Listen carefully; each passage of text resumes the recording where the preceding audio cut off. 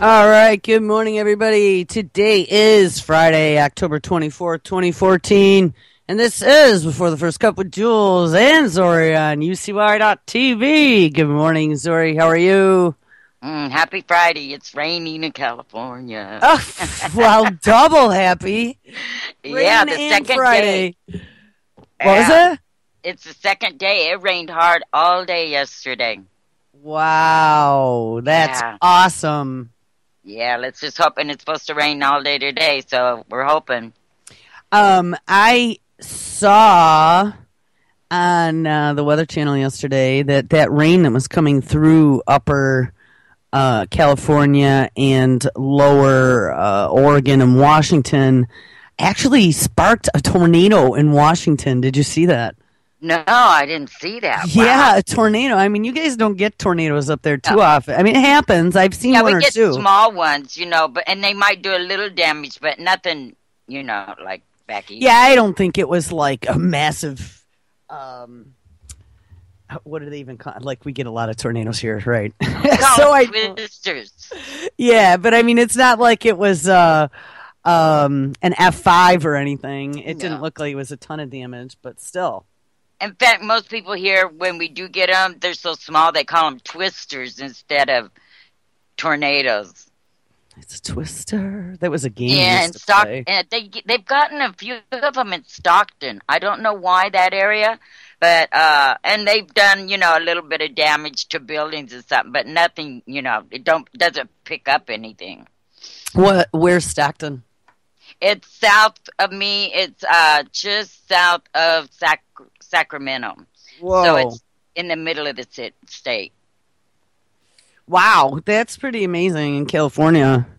Mm-hmm. I mean, I wouldn't. I mean, maybe wouldn't one expect- every 10, 15 years, maybe. So, yeah.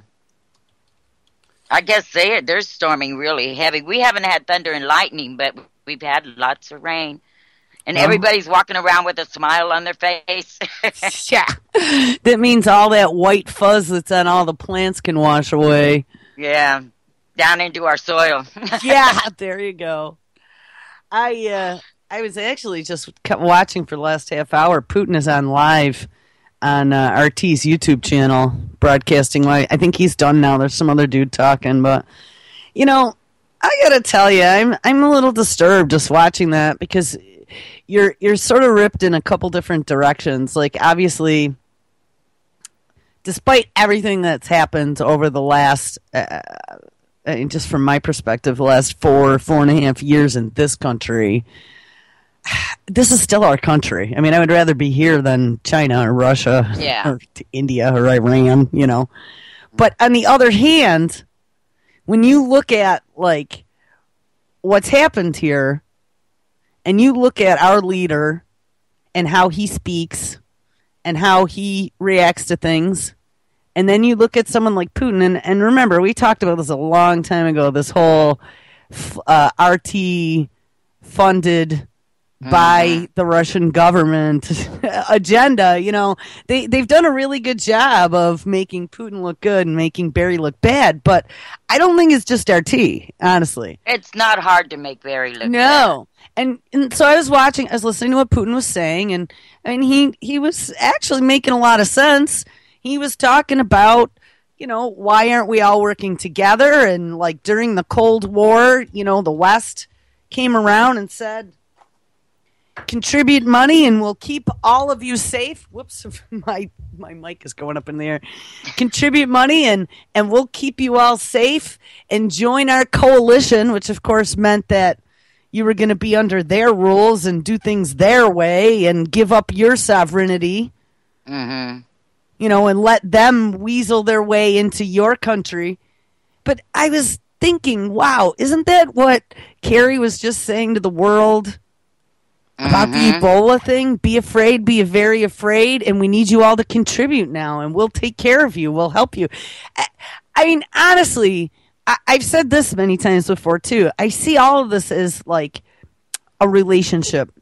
And regardless if it is a personal relationship or if it is your relationship as a citizen with the person who's in charge, which really isn't a direct line, but you still have a relationship. You have feelings for that person. You may have even voted for that person. That person who you've never felt the need to vote, and for once ever you thought, hey, Oh, yeah. Yeah. you know what? Here's someone who actually deserves my time, effort, and attention, who maybe make a difference in this country. To then turn around and be a lying, cheating, fucking scumbag behind the curtain. You know what I Right. mean? Like that's exactly what it feels like. Like I've been jilted. Yeah, you've been cheated. I've been lied to and manipulated. You know, I'm not very nice when that happens to me. It's happened a few times. I go a bit psycho. I like rip computers apart with my bare hands and start flinging hard drives at your head. It happened once. And you keep hearing this, that all across the world, people think he is a weak president. And he is. He doesn't take charge of anything. He doesn't take responsibility for anything. He doesn't at all. And what I'm going to say is, in just watching that live speech that just finished about 10 minutes ago, I have to say, just even body language. I mean, I couldn't understand a word he was saying if they didn't have the translator talking. But just looking at his facial expressions and his body language, and I mean, obviously, then I was listening to the content. I was like, this guy, regardless of whose side or what your agenda is or whatever, Barry is obviously not using his own brain to make any decisions. He is not putting any logical sense into anything. He's not putting on his thinking cap trying to solve tough problems. He is just standing there, and he is taking ideas from all these other clowns that are bumping into walls. And then he's stumbling over his words. He doesn't know what he's promising. He doesn't know what he's talking about. It's why everything's such a cluster. And he contradicts himself constantly. Well, because it's not himself. He's just saying he is a hand puppet, a sock puppet. And I mean, literally, when I think of sock puppet, I'm thinking of human sock puppets. That's how far up there they are. And they're just telling him whatever they want him to say. There is no higher brain function happening at all. All he Reading gives a that shit prompter. about, Then reading the prompter, that's it. well, that's all he's doing. And all he gives a shit about is getting to his next freaking golf game. I mean, God forbid this Ebola thing. He had to cancel his next golf game. Oh, terrible. Um, I know what you're saying. Like I've always said, the difference between Obama and Putin is Putin cares about his country. Well, and that was very obvious. Putin cares about their sovereignty. He cares about their culture. Now, I'm not saying the guy is innocent. I mean, he's Oh, no, not at all. kinds of things. And remember, he's a billionaire, so he's butt rubbing with all the other billionaires, and there's an agenda there. But as far as comparing two individuals, Putin absolutely is using his head. He is putting on his thinking cap, coming up with ideas. Those are his ideas that he is speaking about. They may go in front of a coalition and they discuss them all, but Putin has taken ownership of those ideas, as a good leader would in any corporation. When you're the head of a division, you have to take the ideas, and maybe it's your ideas, maybe it's you and all of your managers that have come up with a collective of ideas, but you take ownership of those ideas. And have you ever heard Barry take ownership of anything? No, and he's always trying to pass the buck on somebody, and somebody did something and he didn't know about it. And I mean, that to me, when people have said, "Oh, he looks weak," I'm telling you, today, just that half hour of watching Putin, and I was doing this mental comparison in my head, and I was like, Jesus, we look like absolute freaking fools. Fools. Exactly. On the world stage. And that audience was filled with lots of Russian reporters, all dressed in their same gray suits. Nobody looking out of place. And Chinese. And those Chinese, man, look like they didn't mess around. I'm telling you that. No, and those two they're getting closer and closer to being really close allies against us. Yeah, they are. Yeah, they are. And you never hear Obama saying anything about China or anything, Oh no, you know? well, because if we don't talk about it, it doesn't exist, right? Yeah, exactly. Hey, it's the same simplistic mentality. Just like when you were 8 years old and there was a monster. If you put your head under the covers, Right, he'll it go didn't away. exist. Yep. That's exactly it. And in the meantime, they have their own boogeymen that they're working on us with here. Don't look at those boogeymen. Don't look at the economic boogeymen.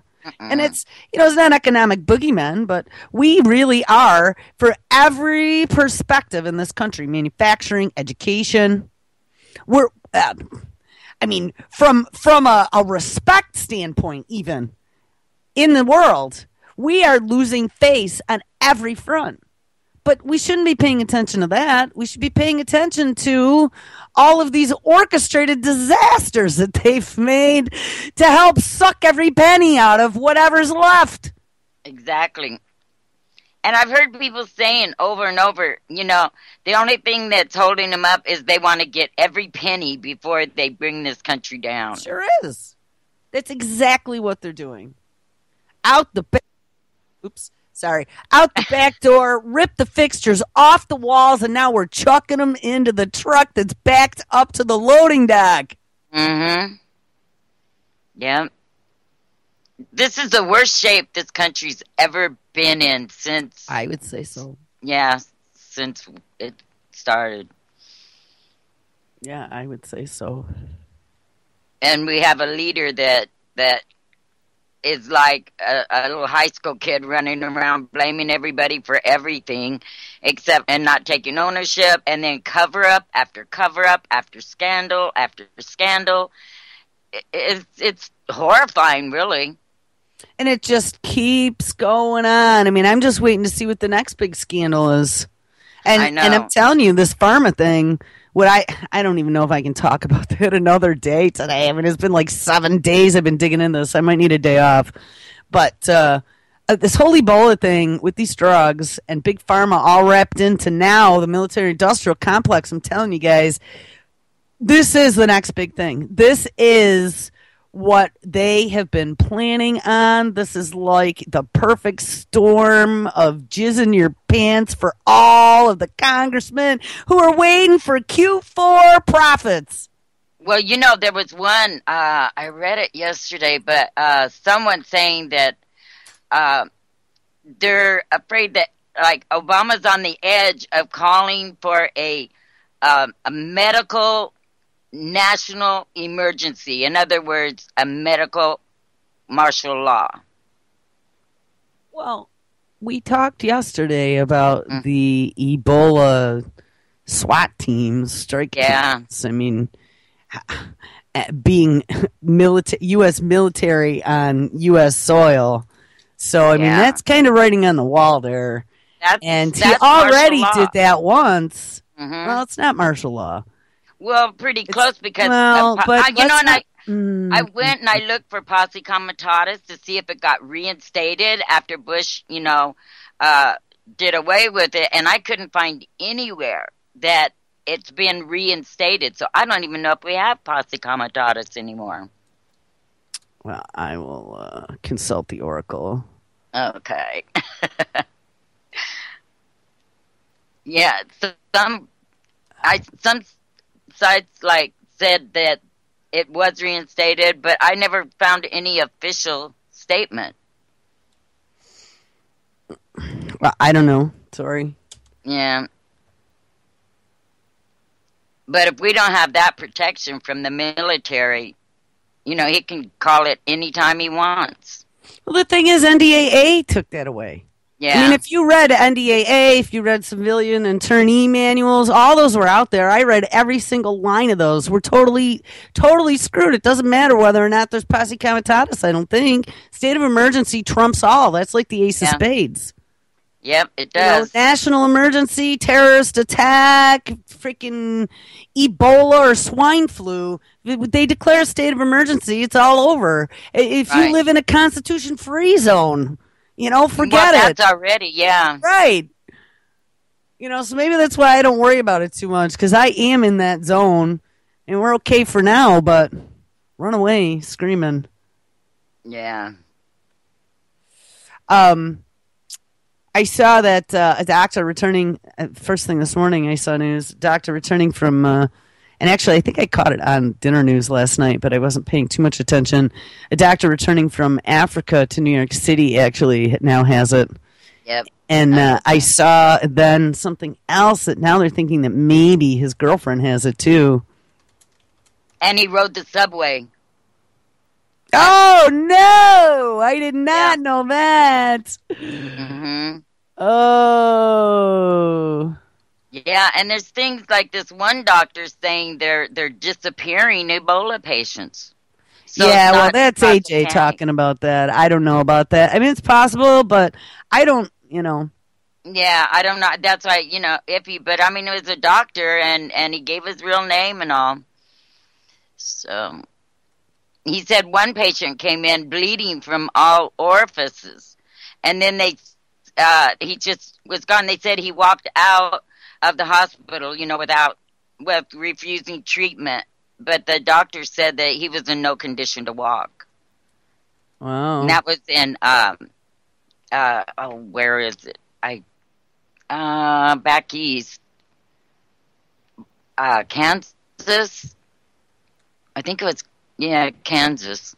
So I don't know. We're still getting so many conflicting reports. Mm-hmm. So I mean, I don't know. I can't really believe anything that I see out there, but I'm trying to put things together. I mean, it's possible they could be disappearing people because obviously they don't want, just like they did in Fukushima. I mean, if Fukushima is any type of indication of some mass contamination of a large number of people, and then how they've covered it up so perfectly that you still have idiots out there arguing with you that Fukushima is never going to do anything, and it's not hurting anything, and it's not hurting the environment because they don't talk about it on TV. Bullshit. I hear that nurses and doctors are being told not to use the word Ebola. They're to use other means of describing illnesses. And the word what? Ebola. And they're getting panicked because we're going into the flu season, and they're the same symptoms. Yeah, they are. And you know why they're probably told not to use the word Ebola? Because someone probably put a freaking trademark on it. You have to pay royalties every time you say that word. Well, insurance companies now are going to offer Ebola insurance policies. Oh, Jesus. Come on. Oh, I figured that they would put exclusions in. I don't know if anyone's looked at their homeowners or their auto policy recently, but I just had this whole nightmare because stupid me, I decided to change companies because my homeowner's insurance decided, and they did this across the board nationwide, they just jacked up all the rates. And I was like, screw you assholes. I'm going to find myself a new insurance company, and I did that, except now they've been putting me through all these crazy hoops that I've never seen before. And I got to tell you, when I start combing through policies, I am seeing some really disturbing things, and I think I might have even talked about this before, but there are line items in, I don't know if in the homeowners, but definitely in the car, you are not covered in the event of any type of civil unrest, like if your car gets Molotoved, any type of nuclear fallout from a bomb or from a reactor meltdown. Like, my policy literally says that. Wow. Now, what kind of a world do we live in when stuff like that is letter C and D under Section 3 of your insurance policy? Wow. So I would almost think, I find it unusual, though maybe not, in our new health insurance policies that typically get, for anyone who has health insurance once a year, they redo it and they scale it back and they jack up the price. And I will guarantee you in the new policy that starts in January, it's going to say something like Ebola sickness and treatment is not covered, just like floods aren't covered either in your homeowners. Right. Got to get flood insurance. Yeah. Mm-hmm. Ebola is not covered. You need to get Ebola insurance through Obamacare. Yeah, here it is. it says U.S. insurer Epic said on Thursday it had launched Ebola indemnity cover for U.S. healthcare and emergency workers. Oh. At least 4,877 people have died in the world's worst record outbreak of Ebola, mainly in West Africa. 3 cases have been diagnosed inside the United States, and the spread of the disease has prompted some insurers to exclude Ebola from their policy. That's what I said. Yep. I would imagine. Because, I mean, we were looking at the price of the treatment. It was, I don't even remember how much it was, but it was some insane dollar amount just for one of those Brindicafore pills, the antiviral. Remember that CMX001 for the little kid that wanted it, that was dying? Right. I don't remember. It was like $50,000 or $250,000 of treatment. It was some insane dollar value that I was like, oh, yeah. I'm sure, first of all, it cost that much to make one pill.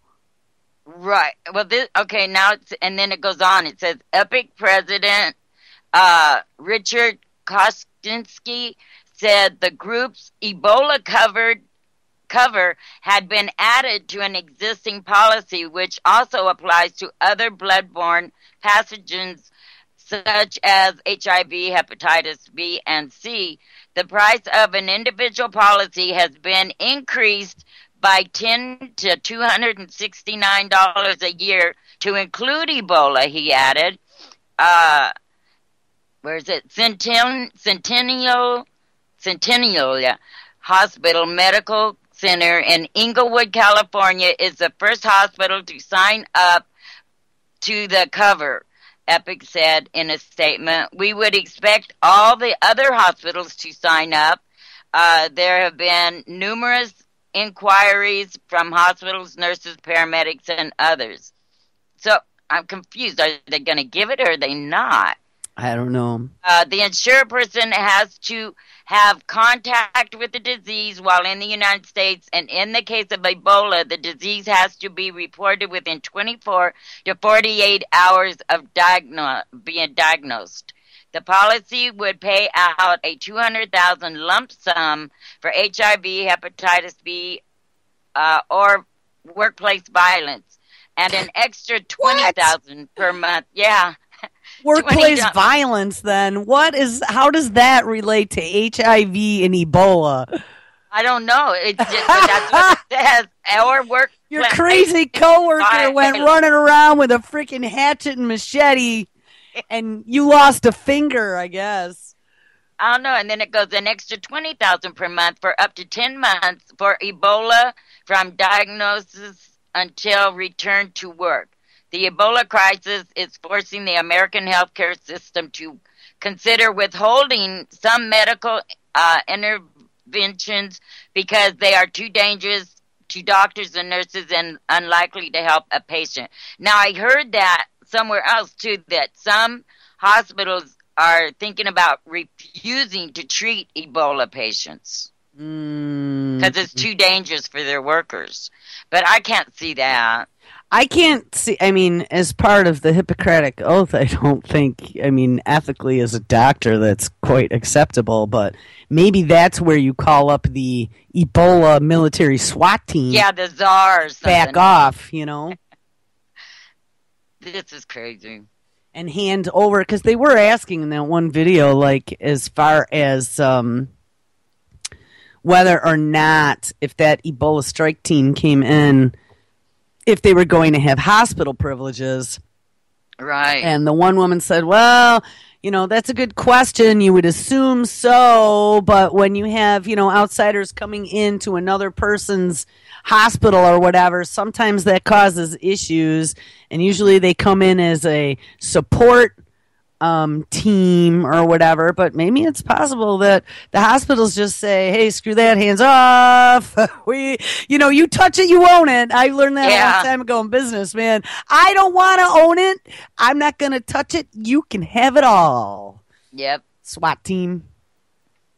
And being that they're a government agency, they tend to take over anyway. Well, and that's what I thought. But again, according to that clip we were hearing yesterday with the breaking news, they were saying that typically any time that the federal government has been dispatched on the homeland to help in an emergency, such as in Katrina or up in Massachusetts when they had the tornado and all that stuff. They always come in a support role. Mm-hmm. But so, well, time will tell.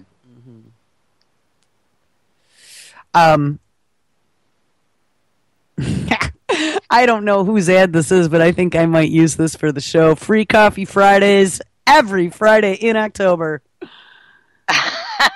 On Before the First Cup. Now, at the end of the month. Yeah, that's true. Or we could do like free chicken strips. And they are not pressed. Oh, or here's an empty glass of some sort of whiskey with an ice cube in it. Oh, now, have you seen where any cases have been of Ebola has happened in Russia or China? Or nope. I haven't either. Nope. And you know why? Because they protect their borders? Yeah, they protect their borders. They probably don't stupidly send lots of people into an Ebola zone as missionaries or whatever to go help and then let them come home without putting them through quarantine. And send them off with no protection. Yeah. Or there could be the other theory. They don't have any cases because there really isn't any. I thought of that aren't too. Any, if that, I don't even know, because there aren't. And the ones that are just coming back here are ones that we've orchestrated. Mm-hmm. Here, let's make sure you get Ebola, but don't worry about it because we'll make it go away. And just like 9/11, look at the powers it can afford the government. Absolutely. Mm-hmm. Absolutely. That's what I mean. You don't know what to believe because we've been lied to so many times and so many false flags that you can't tell the truth from a lie. Well, that's exactly what I was saying this morning. Mm-hmm. Is, I get jumped all over when I made some comment. My friend and I were watching that Putin thing, and I was like, you know what? Putin's awesome. And I get the, no, he's not. But I know. No, he's not. But I've been lied to so many times by Barry. And all these things that he, convinced us to believe. And then we find out that not only is there no transparency, but this is like your worst nightmare on steroids now, 6 years later. And what do you want me to believe? At least when I'm watching Putin, his body language pretty much says what he's saying. He's not screwing around. That's absolutely for sure. And he's got a plan. He takes ownership. Right. He takes ownership, and he's got a plan. Mm-hmm. He's not willy-nilly, wishy-washy. Oh, well, this owner today is telling me to tell you this. And tomorrow, those owners over there that contributed $1 million to whatever are going to tell me to tell you that. Mm-hmm. Yep. That just pisses me right off when I see that. And yet most of the people in this country just go, well, that's what he said, and that's what it means, and that's the truth. And you are just a crazy, because Anderson Cooper said so, you are a crazy conspiracy theorist. Exactly. I know my husband, though, he rolls his eyes most of the time at me when I told him about that Anderson Cooper clip that we played yesterday with him laughing, saying, how crazy is that a congressman would be talking about our government setting this up to be able to take over or whatever, make this military, take over the country and whatever, that would be crazy. That our government actually orchestrated this. That's crazy people talking. Yep. Oh, and did you see that where it says U.S. allied scrambled jets almost daily to repel Russian incursions? Oh, Russia's been buzzing us for a while. Yeah. And I mean, not just us, Canada, and I saw them over in Sweden a couple times now. Oh, really? Yeah, there were some videos on that not too long ago. Yeah, it says Swedish fighters scrambled to intercept Russian jets, yeah. Yeah, that actually one of those videos went viral, I believe. So what's he up to? He's just fucking with us. Yeah. Sorry. Because he can. I mean, strong language in the morning, but it's true. This stuff gets me so mad. I mean, I usually don't get amped up watching a a speech before the show because between 8:30 and 9, I'm just like sucking coffee trying to wake up to come on air. But I did, and I paid a lot of attention, and that really got me angry. Because, again, here's this guy that, though we don't want to like him, we do kind of. Mm-hmm. And every time I see Putin, I think about his running Without a shirt shirted on. with his shotgun, wrestling tigers, and how can you not? And The then you dude see at least- Obama with a golf club. right, and looking all like stupid, and how can you not? I mean, who doesn't want a strong leader with half a freaking brain to help us navigate through this disaster that's all over? Now, I just wish that we had someone who had a clue. Did you think? Did it cross your mind at all about Ebola being a distraction? Here it says Putin emboldened by weak U.S. response to Russian aggression. Wait, what? It says Putin emboldened by weak U.S. response to Russian aggression. I don't know. The last couple of days is the first I've heard about anything about Putin being brought up here recently. Because Ebola has taken over everything. Yeah, it actually is. Oh, my God. Oh, what? I was looking for a coffee picture, and I actually found one for beer, so I thought I was posting it on my page while I was looking for a new coffee picture, and apparently I posted on UCY. So I guess this is going to be our show announcement. Good people drink good beer. Oh, no. Whoops. All right, well, live now. Oh, the girls have taken to drinking beer. For breakfast. It's a good breakfast stout. Oh. That's too funny. In a second, as soon as I type our little show message here, I will read you guys. I did another story yesterday, and thank you, Zorie, because you were the one that had me start digging into it. It was on the Homeland Security confiscating the illegal underwear. Oh, yeah. I actually wrote a story and put it up on Nick's website on the Anti-Media. Oh, I want to hear that. Yeah, I dug a little more into it and did some research and discovered why Homeland Security is involved. Why? Well, let me finish typing. Okay. Before the first cup, or before the first mug of beer.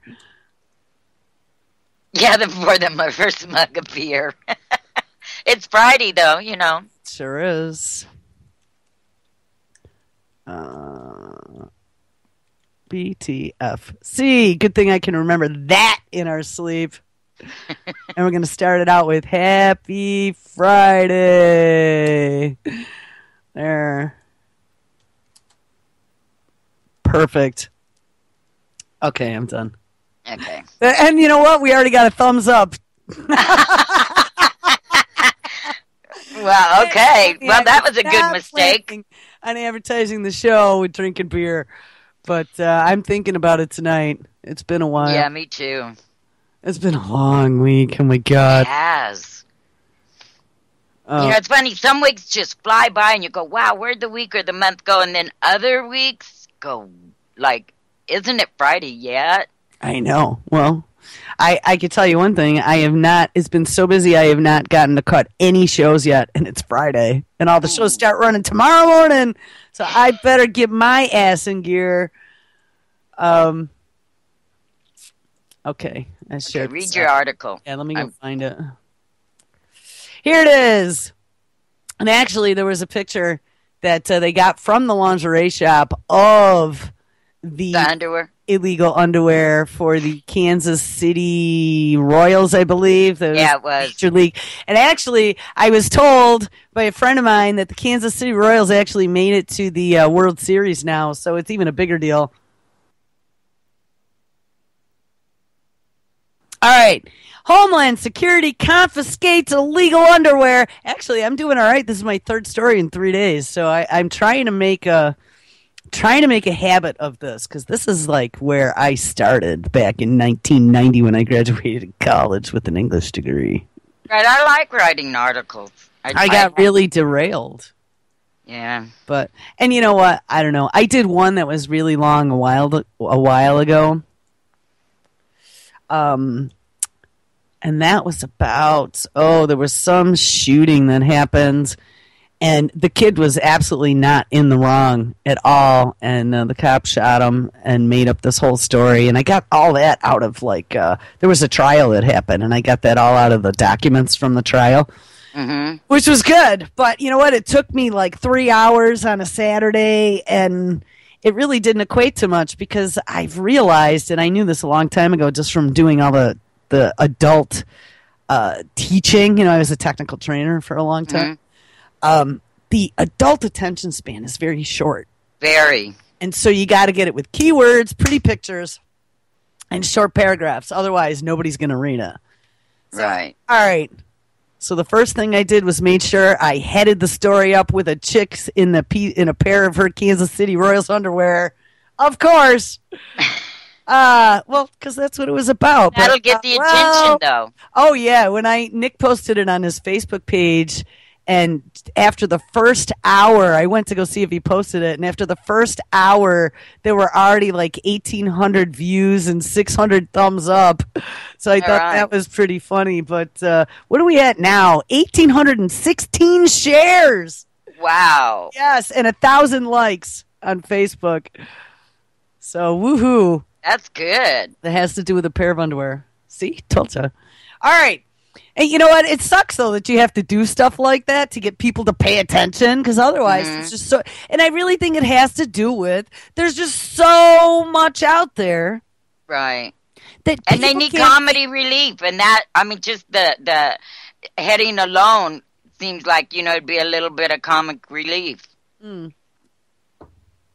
Well, even beyond comic relief...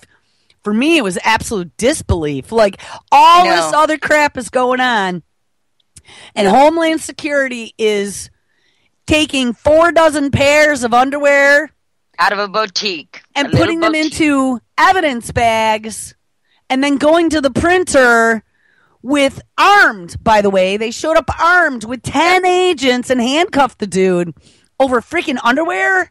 Yeah. There are no words. All right, let me read my story, and then we're going to get on to something else.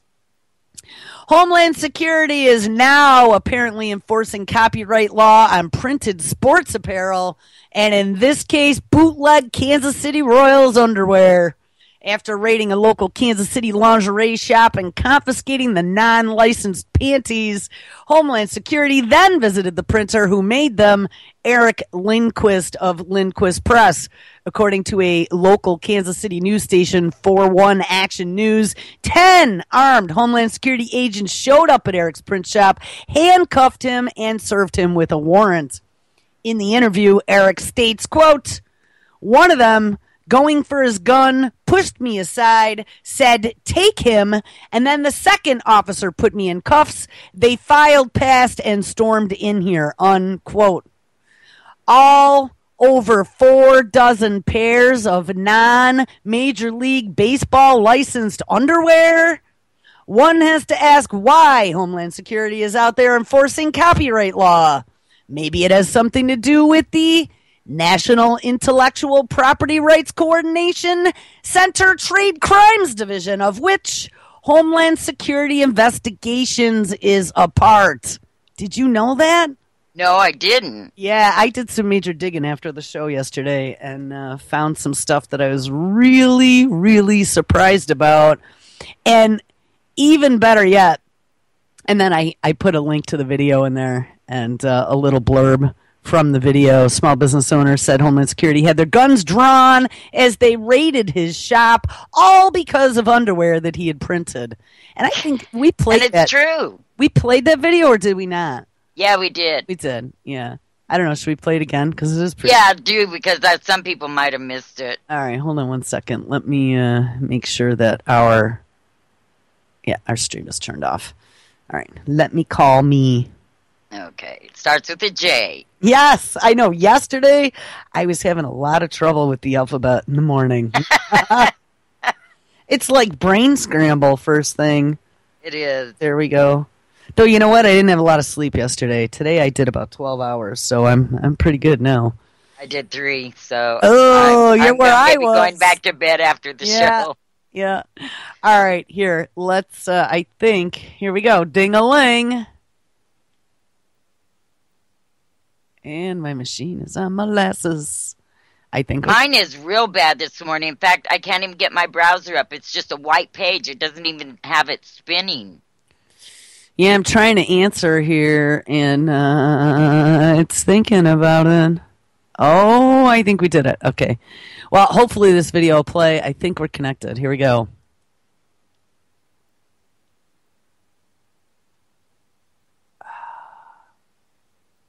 I have so many things open on this machine. Small business owner describes the moment Homeland Security officers raided his shop. New at 6, our Zhao Zhao Shen spoke with the man. She joins us now live in Zhao Zhao. He said that they had their guns drawn and all of this over underwear that he had printed. That's right, Jadian. We first told you about this story last night. The underwear had a hand-drawn image of it supporting the royals saying, "Take the crown." It's kind of hard to see it in this picture, isn't it? That's because it's in an evidence bag with Homeland Security. Now, the image was not authorized by the MLB, so Homeland Security raided the lingerie shop that sold the underwear yesterday, as well as the printer who made it. I talked with that printer today. Eric Lindquist here said it was a small job, about 4 dozen pairs of underwear. When he delivered it to Birdie's, the store in the Crossroads, a man approached him asking for an order. Lindquist said he was too busy. When he returned to his print shop, the man was there waiting for him, and eventually, Lindquist said, 10 agents showed up with their weapons at his front door.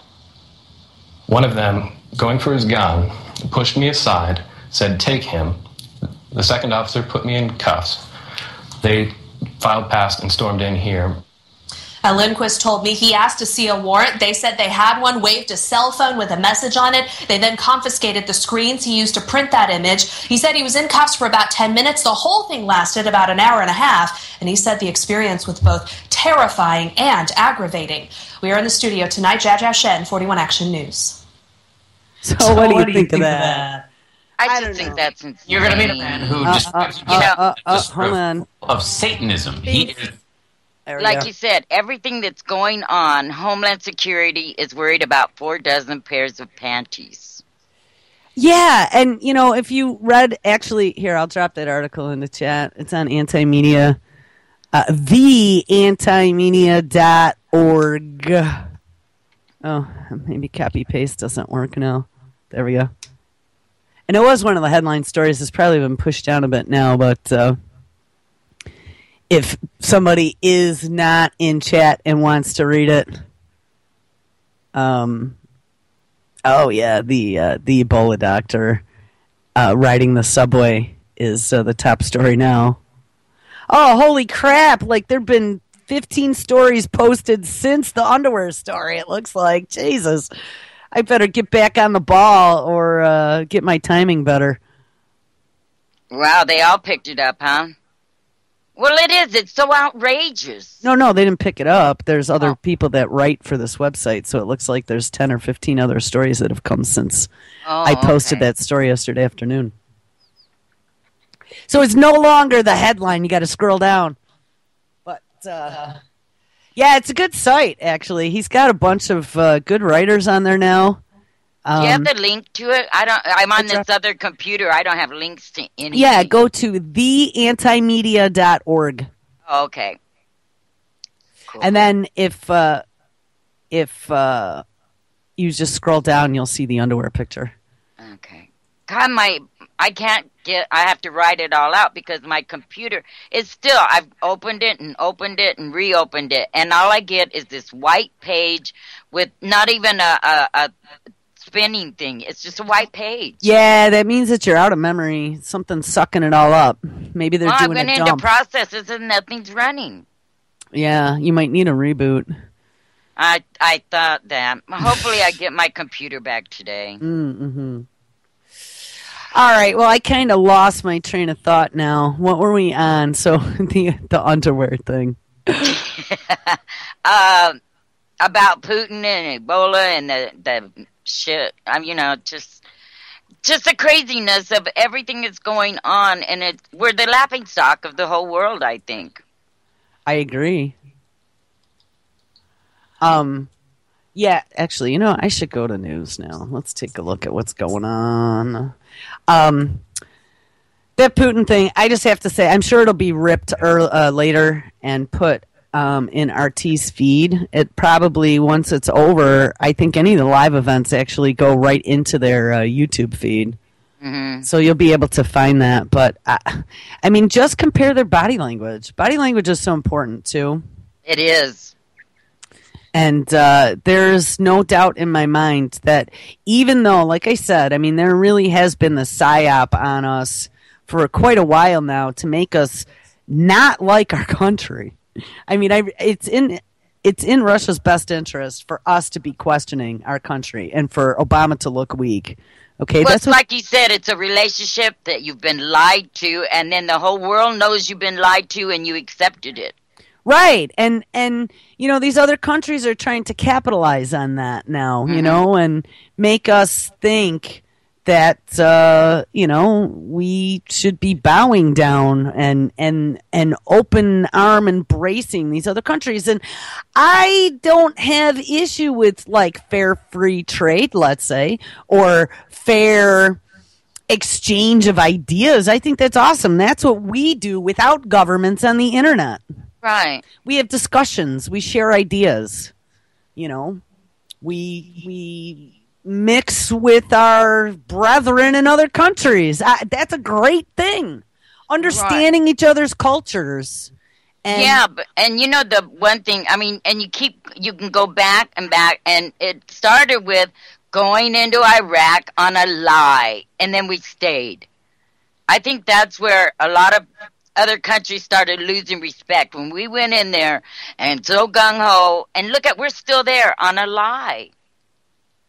Yeah. Well, again. I need to disconnect Skype.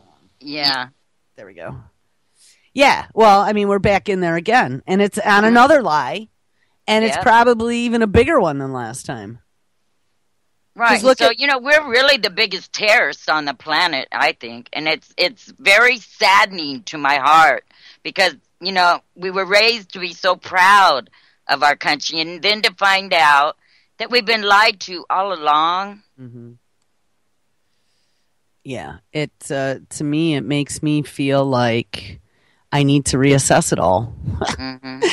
But, it makes you wonder then, these other countries, it would be in their best interest to see us go down economically and as a world power. And that's what they're hoping. And so this whole RT reverse psychology thing, like I said before, RT is great at digging up dirt on stuff that's going on behind the curtain in the United States. But RT's purpose for publishing that isn't to expose dirt to wake people up to the fact that we need to fix this. RT's, because their financing is direct from the Kremlin, and I mean, go look it up in Wikipedia. It'll tell you right there. It's part of their propaganda arm, just like we have that Voice of America that we broadcast all over. It's part of our State Department's propaganda arm, just like our news agencies that are now part of the propaganda arm as per that 2013,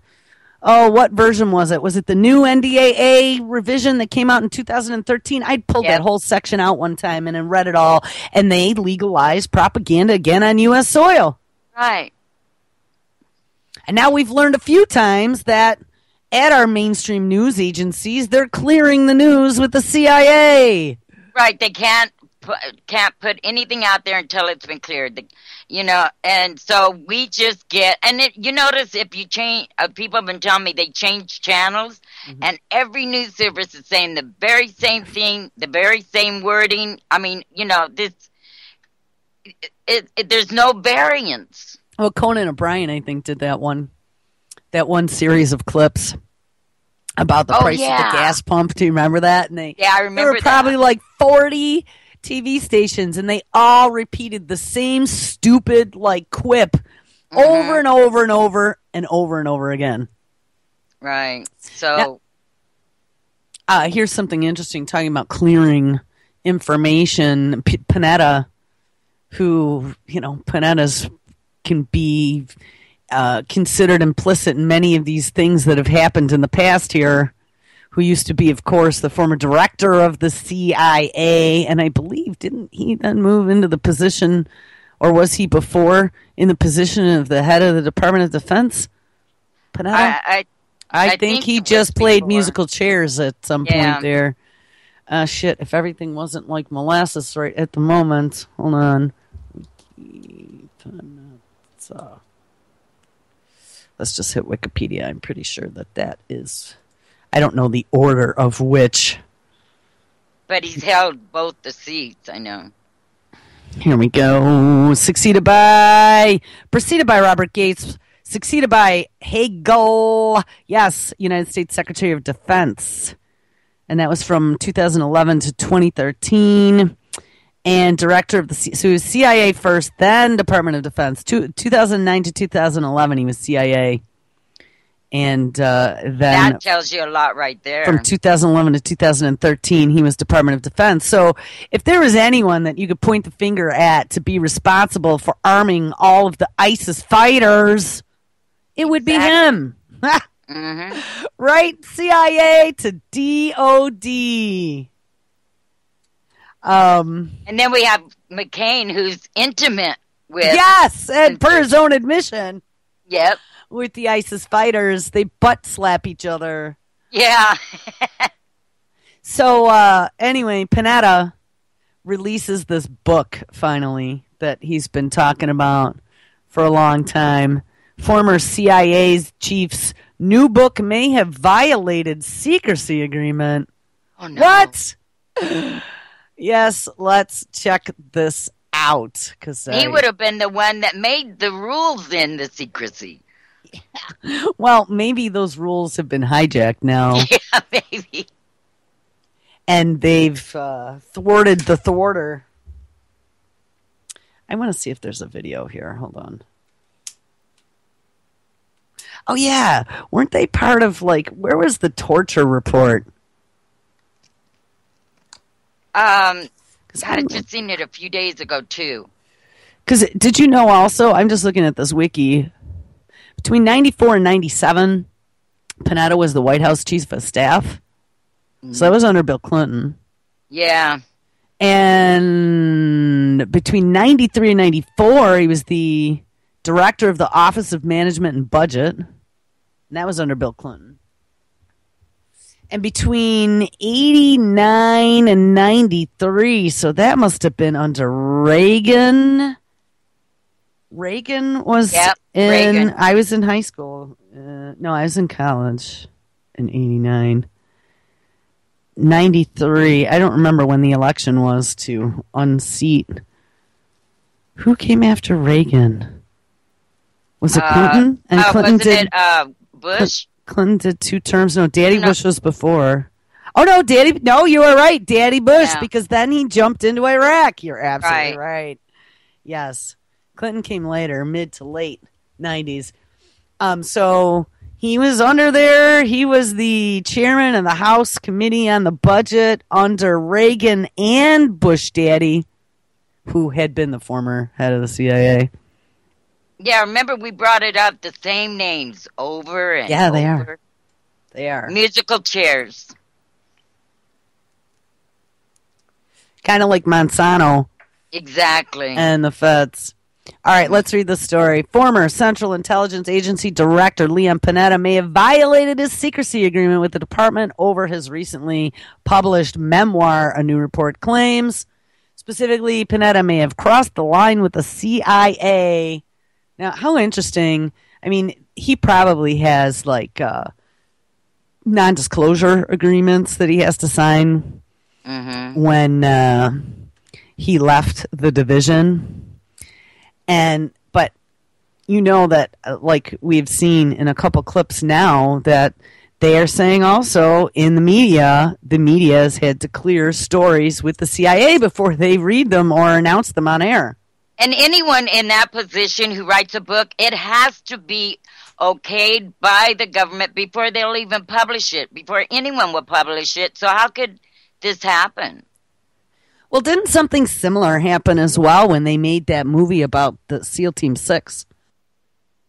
I don't remember. Well, what was interesting is that there were all these details that were shared with Hollywood producers that were never made public knowledge. And I thought Panetta was a part of that, actually. I remember that coming out.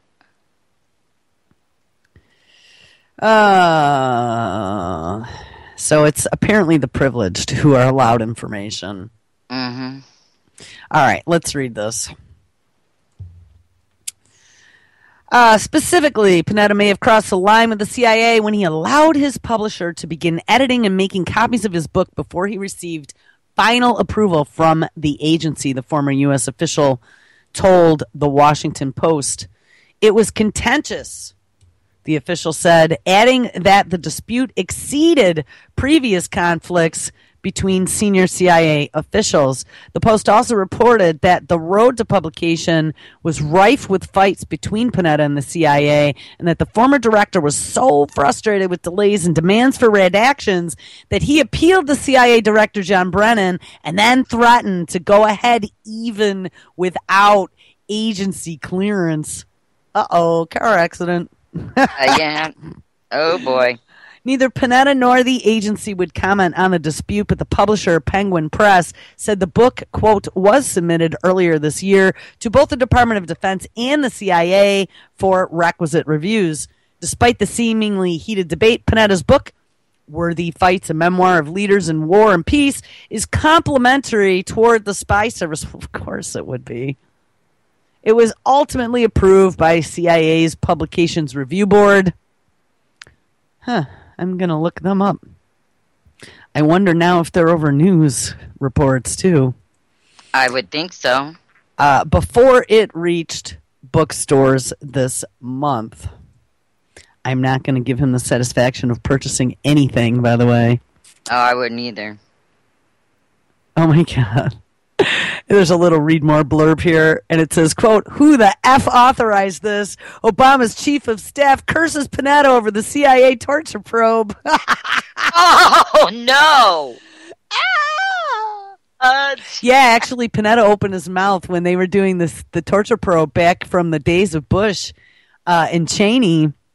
I guess Panetta opened his mouth and allowed them to go forward, and they really flipped out because it's implicating a lot of people in different administrations. Putting it in print, where we've all known about it, but it was never actually put out in print by one of them.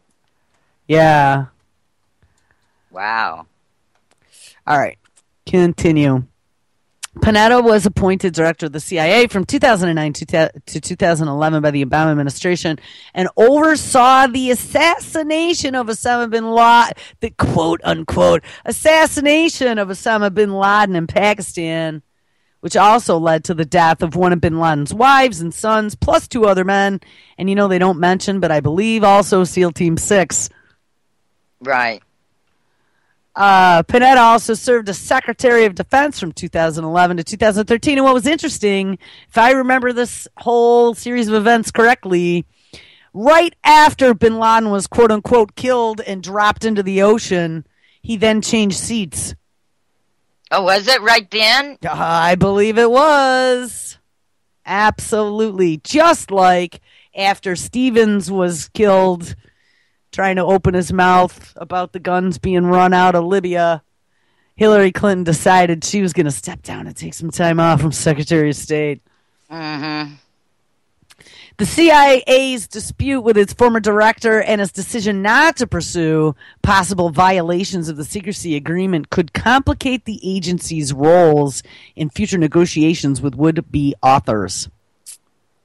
The Obama administration has come down aggressively on others for failing to comply with secrecy agreements, such as former Navy SEAL Mark Bissonette, who published his involvement in the operation to kill Osama bin Laden and who bypassed the CIA and the Pentagon to do so. Oh, ironically, it was Panetta's defense secretary who scolded Bissonette and then sued him to recover proceeds from the book, a legal fight that still remains unresolved 2 years later.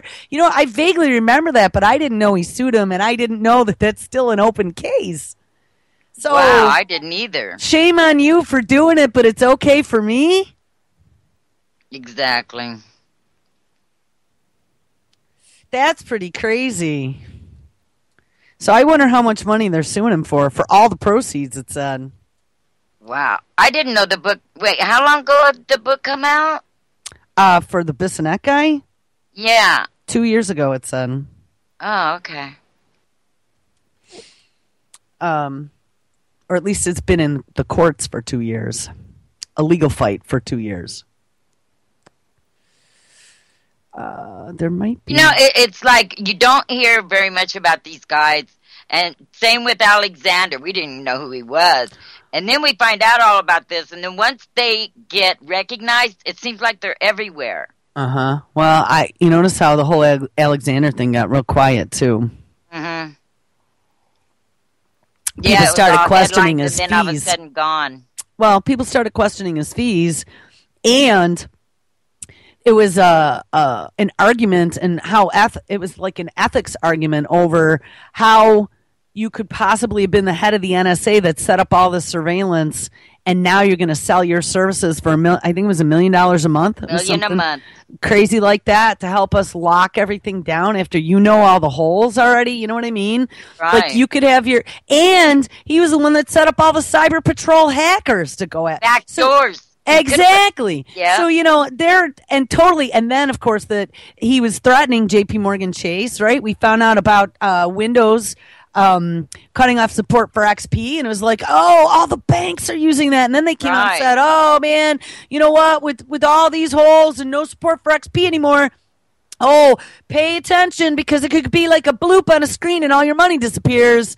And right after Alexander was in there with Chertoff, no less, so like what a pair, saying, hey, we're going to come fix your stuff. And JP Morgan is going, no, I don't think so. Right. Don't they get hacked? They had to hack. They got hacked. They didn't lose any money. I'm trying to remember what actually happened in that hack. There was like a mass, like again, every time one of these happens, the biggest breach ever of customer information. And it was almost like they were saying, this is a warning. $1 million a month, or the next time all the accounts go to zero, including yours, Wall Street brokers. Yep. And then you didn't hear another word. Yeah, nothing. Just silence. Yeah, so did they pay the $1 million a month and he's I don't know. Why don't you do a search, see what happens? Has he been disappeared? Yeah, by the Wall Street bankers. Yeah. A tangled web. Yeah. All right, let's take a look. I want to finish the story about Panetta. There's one more little blurb. Okay. Only 2 of the 8 CIA directors between Turner and Panetta, I don't remember Turner, have ever attempted memoirs. And one was Robert M. Gates, and the other was George J. Tenet. I don't remember Tenet, I think. Wasn't he under Bush? He might have been under Bush. Plus, there was Richard Helms, which I don't remember that name either, whose tenure had preceded the existence of this system. All of them went through the PRB ringer. PRB. What does that stand for? I think that's where they okay it or not. Okay. Usually when you have an acronym that hasn't shown up anywhere else in a story, you actually put in parentheses what the acronym means. Right. All of them have commented on the review board. So whatever the P is, publicity review board, maybe. Okay. All of them have commented on the review board's work as usually helpful and courteous. What happened? It was the war on terror, says John Prados, a national security analyst from the National Security Archive at George Washington University. Prados said, all of the previous memoirs were far more substantive than Panetta's, but the PRB sat on his manuscript and risked his publication schedule, and as a result, you won't get the lowdown on CIA drones or on its torture projects from Leon Panetta.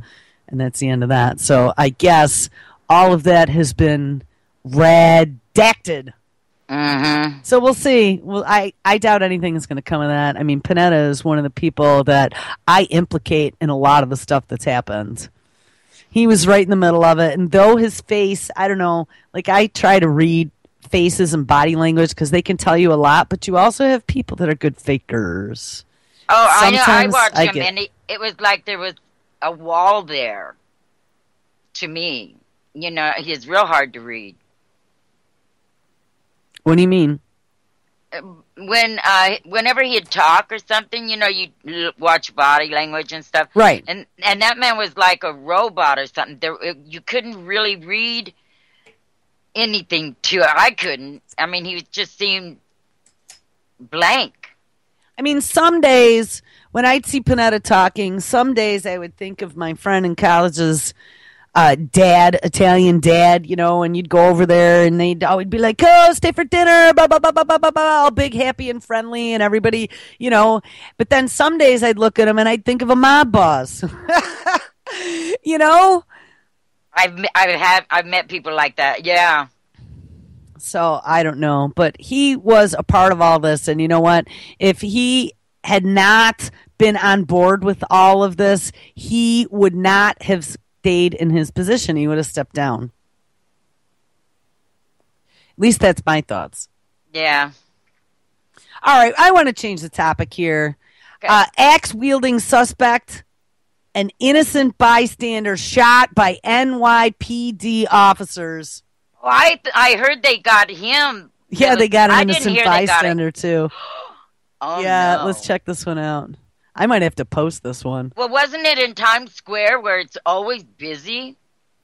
Well, I don't know. Actually, this just was posted. Okay. So hold on, we're gonna play it. At least Times Square is no longer porn. Yeah. Last time I was there was all porn shops. Is it really? Yeah. Well, because you'd get off. That's where Port Authority is. That's years since I was there, but yeah. Yeah, I mean, I haven't been there since probably like '99. Times Square. I haven't been there since early '70s, so it's really a long time. Well, it probably was even seedier and pornier back then. Oh, back man. in the '70s. What really amazed me most was that underground city where the subways are. Well, that's everywhere. I don't know where. You mean under Times Square? Yeah. I don't think you can get there anymore. All right, here, let me play this video. Here are 4 rookie cops just starting out their career when the absolute unexpected happened. They responded in a way that really shows the power of not only their abilities and their commitment, but their training. They responded exactly as their training dictated. A male, who has not yet been positively identified, charged at the officers with a hatchet in his hand. Unprovoked and not speaking a word, the male then swung at one of the officers with the hatchet, striking his right arm. After striking that officer, the suspect continued swinging the hatchet, striking a second officer in the head, causing him to fall to the sidewalk. As he continued his assault, the remaining 2 officers then fired multiple times on the armed suspect, who fell to the ground, dropping the hatchet. The suspect was pronounced dead at the scene. A 29-year-old female bystander who was in the vicinity of the location was accidentally struck by a bullet in her lower back. She was removed here to Jamaica Hospital, where she is recovering from surgery and is in stable condition. At this point, no known motive for this attack has been established. Wow, she got struck in the lower back. Hopefully she recovers from that. But yeah, go ahead. I was going to say, I don't think I blame the cops for that shooting. I mean, some crazy with a hatchet. 2 of them got hit. Yeah, and they said they were, they leaned towards jihad extremist in one article. Yeah, every article, every story, though, that has any crazy is now they converted to Islam and they're jihadists. Exactly. And how would they know that? Because, they killed him. Right. So they can say whatever they want. Right. Yep. Yeah, I couldn't believe that that they were saying on the news. We were waiting when that Canadian story first broke out about the Parliament shooting. And my one friend said, "Oh, watch, they're going to end up being Muslim and a jihadi for ISIS." Yeah. And what did we do at dinner 2 nights ago? They come out and they say, he converted to Islam. And then yesterday while I'm watching dinner, he was a jihadist. I was like, oh, no way. Yep. Anyone mentally disturbed is a jihadist. Yeah. Yeah. It's like the boogeyman. He's everywhere. And so now it makes perfect sense that the guy with wielding the axe was a jihadist too. Mm-hmm. They're terror attacks. So we're going to have to ban axes. Yeah. Butter knives are next. Oh, my God. Oh, yeah, here we go. Sources say Ottawa shooter had, quote-unquote, connections to jihadists. Now, I saw a story yesterday in print that said that the Ottawa shooter was actually the son of, like, the head of immigration or something for Canada. Oh, really? I'm scrolling right now to see if I can find that one. Yeah, now I didn't hear that on any news. Mm-mm. I don't know. There's so much news here that we haven't gotten to, and it's like, ooh, ooh, ooh, ooh, ooh, ooh, ooh. I just found a good one that I think I'm going to do a story on. Thousands of federal workers on extended leave getting paid by the taxpayers' dime. On extended leave? Yeah, federal workers. We can pay them not to work, but we can't pay them to work? Right. Well, that's the thing. Like, who the hell's working? Here. This is awesome. It also turns out thousands of federal employees accused of misconduct are earning millions of dollars in paid leave. The Washington Post reports the Government Accountability Office found more than 57,000 workers were kept home for a month or longer and paid $775 million over a 3-year period. The workers also kept accruing vacation days and pension earnings. What? Holy shit, for misconduct? For misconduct. Yeah, on the taxpayer dime. We're in the wrong profession, Jules. Well, I think so. Jules for Congress. Yeah, there you go. I could get, corruption charges and not be charged. I could publish secrets and not be sued. I could get paid vacations for shooting a dog. Yep. I don't know. For watching porn. It's legal to watch porn on the taxpayer dime, too. I mean, it's pretty bad when they have to try and make a law against watching saying porn. You can't watch porn and, you can't insider trade. What? Well, we're going to vote on that ourselves. No, we're not voting ourselves out from insider trading. It's okay. Shh. Exactly. And we'll vote ourselves raises whenever we feel the need. Yep. I mean, what employee can go up to their boss and go, okay, time for a raise, give it to me. Because I said so. Oh, okay. Well, it's time to watch porn, so I'm going to be sitting at my desk with my feet up. And I want that raise. And I want the raise. Yeah, it's unbelievable. It really is. And like I've said so many times before, there are employees. I've never worked a job where I didn't perform my duties. Right, or you got fired. Right. Isn't that what happens? Or at least you got a warning. Mm-hmm. But not in the government. I mean, you can do anything. Look, it goes on forever. Like criminal Eric Holder did so many things that he should have been fired on the spot and put in jail. And he's passing more laws, I just saw. And Barry is still covering up for him by not allowing his emails to go out. Yeah. Just like next you're going to find out they all got lost. Mm-hmm. The computer crashed. Mm-hmm. Hard drive died. And every copy of that email is gone. But the thing is, and they proved that emails are on the servers. Well, exactly. Yeah, but they can't seem to find them. Well, and you don't think the NSA is a copy? Because I'm going to say they probably do. They positively do. Uh-huh. So, yeah, that excuse just doesn't wash, never did wash. But you know what? People are so damn busy. Yeah. That, it's the news cycle. And the faster that they ramp the news cycle, the faster they cycle the news cycle, the faster it's forgotten. And it's replaced with crazier stuff than yesterday. And nobody ever freaking remembers it. And it never goes back and follows up, ever.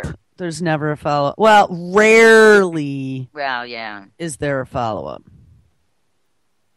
Yeah, and I seen also somewhere where the IRS, I don't know when they came down with a decision, but they were found innocent of targeting the right-wing Tea Party.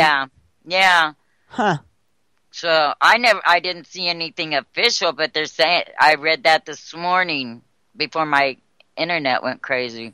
All I know is that my tax return, every year that I've been doing it, my tax return is nothing special, and it's pretty easy, and I do it myself, and it always comes like within 10 days or whatever, bang, it's in your account. Yeah, that last time, huh? That was that year.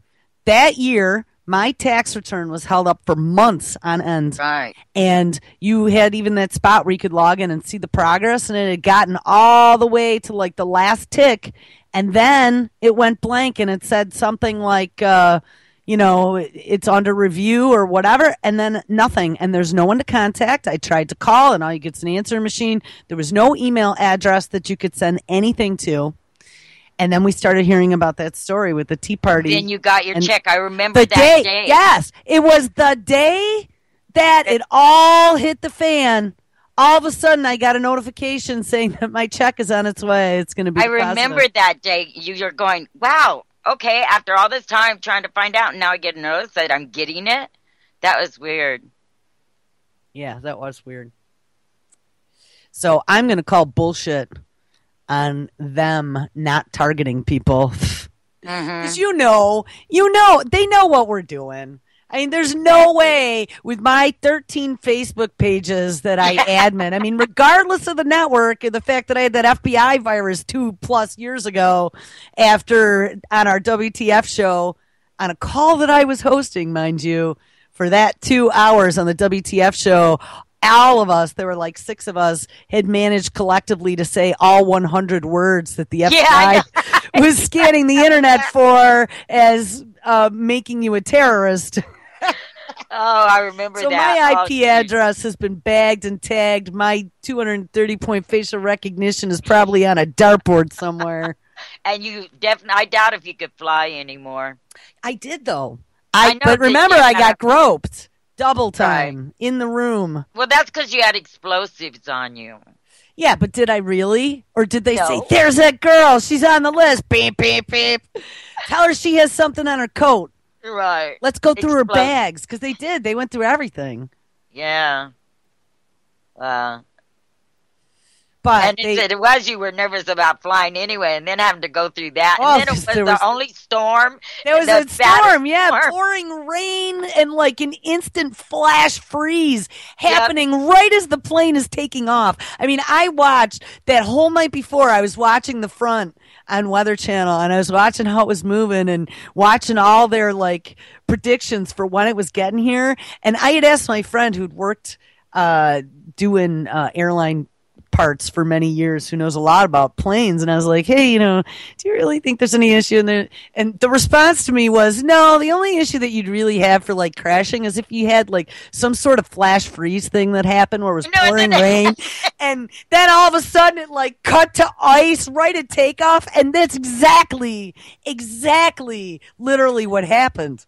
I remember the night before you're going, maybe freaking. I should cancel this flight. I almost did. I'm like, this is it, man. And I made sure that I dotted all my I's and crossed my T's before I left. I made sure my will was like right on my main desktop. It was horrible. I know, but I have to give you kudos to you. You did go through with it. Well, and the thing that was so crazy about the trip is that this was my 20-year anniversary for my first cross-country trip that never finished. And I was taking the flight to drop down where my trip fell apart 20 years ago to go finish it. You know what I mean? Like it was right where all the cartels and all that shit was It was a going really crazy thing. But yeah, I did it.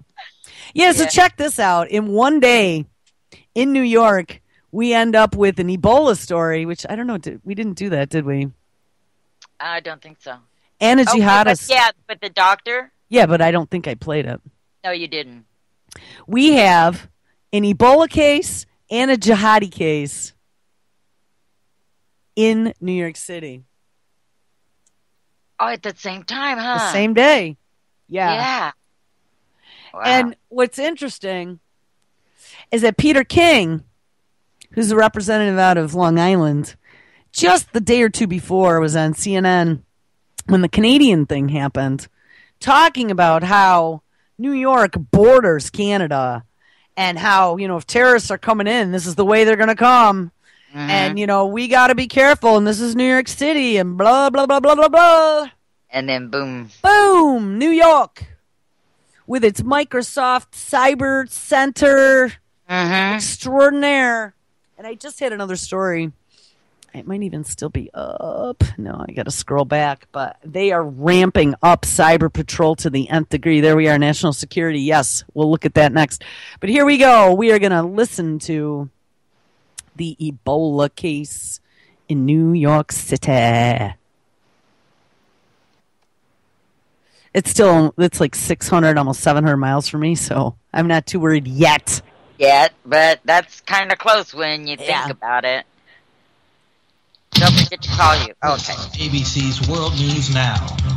Hello to our fans online. I'm Rena Ninen. And I'm TJ Holmes with the top stories on this Friday, October 24th. We begin with the doctor here in New York who was infected with Ebola.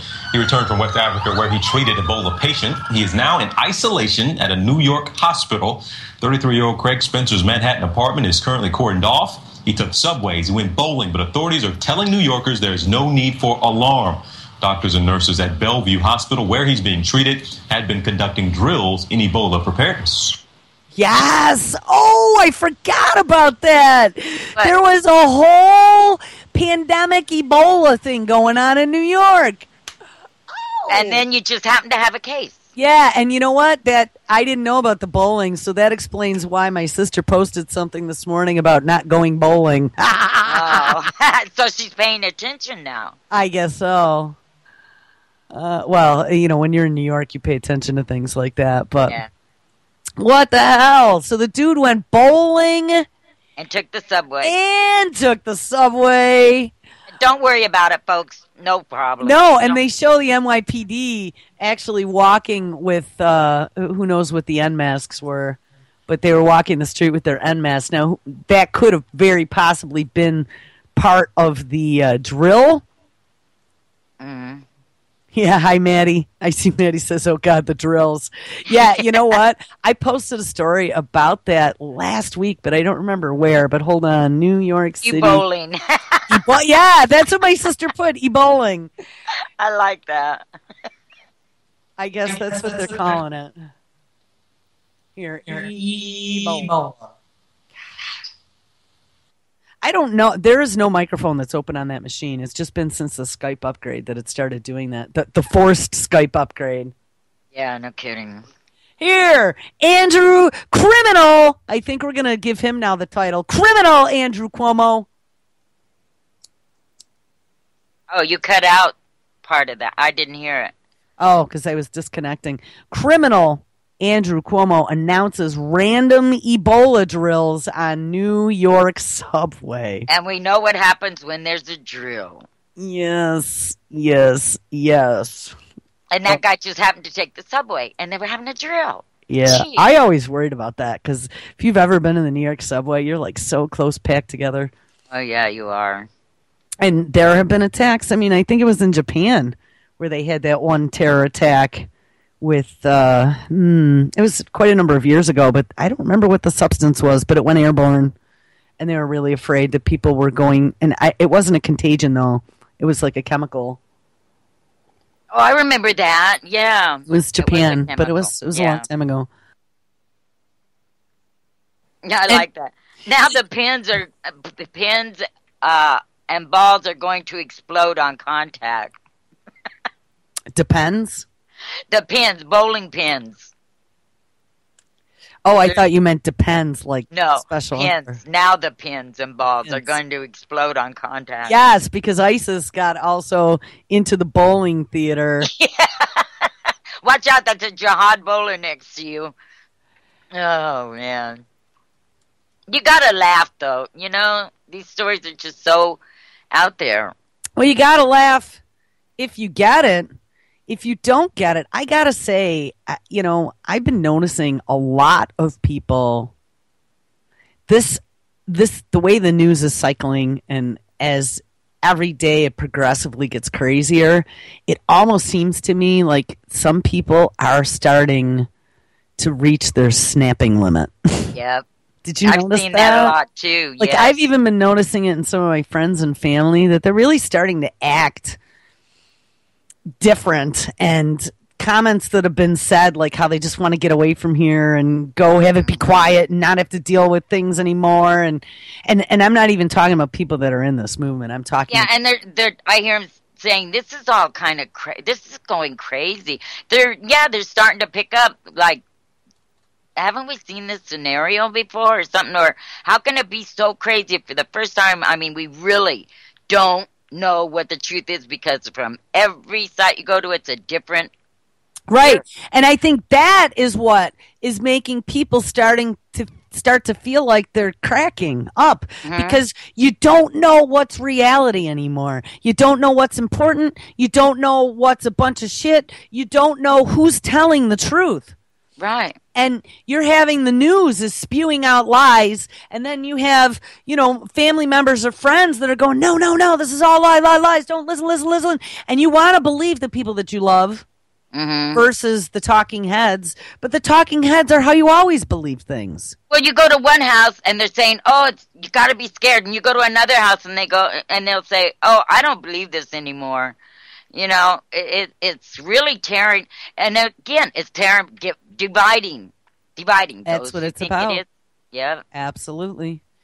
You know, and this whole ISIS convert to a Muslim, now a jihadist thing, you know, honestly, that's what this is all about. This is still to perpetuate that division that they started back on 9/11, telling us that it was Saudi and jihadi and Muslim, and you know, I mean, they knew that within minutes, you know, right, seconds, towers going down. Yes. All right, so this was a story from October 16th, so this was last week. Okay. It was last Thursday, so 8 days ago. If you are planning to ride the New York subway for the next few days, you may get more than you bargained for. Criminal Governor Andrew Cuomo announced on Thursday that the Metropolitan Transportation Authority will begin carrying out random Ebola response drills across the train system. We'll run drills where someone in a New York City subway train and that person becomes ill under circumstances one might think that person, this is a quote, may be an Ebola candidate, Cuomo told press at a news briefing. How do you handle the case from the New York City subway system to an ambulance to the right hospital? Those practical drills are going to be what we're moving to on an unannounced basis. And then we get a doctor who rode the subway that has Ebola. Mm-hmm. Right in time for the drill. Well, right after the drill. Well, yeah, right after the drill, but still, it's so close together. And we practiced.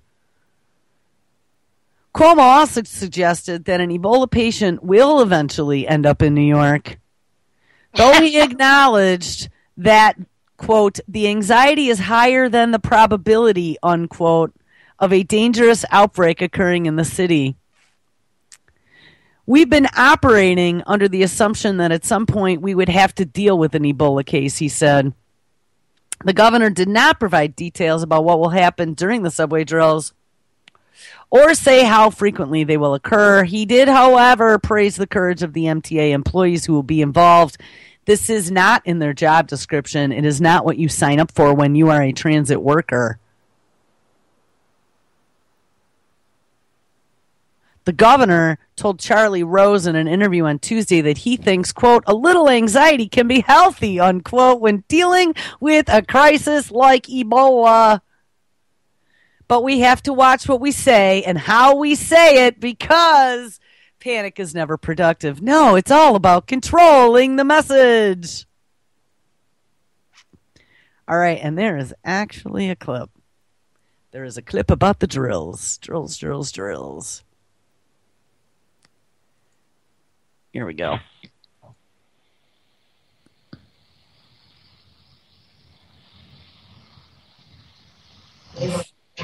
Thousands of healthcare workers in New York City learned how to properly suit up in protective equipment Tuesday after the CDC released new, stricter guidelines to fight the spread of Ebola. I want to make sure everything fits.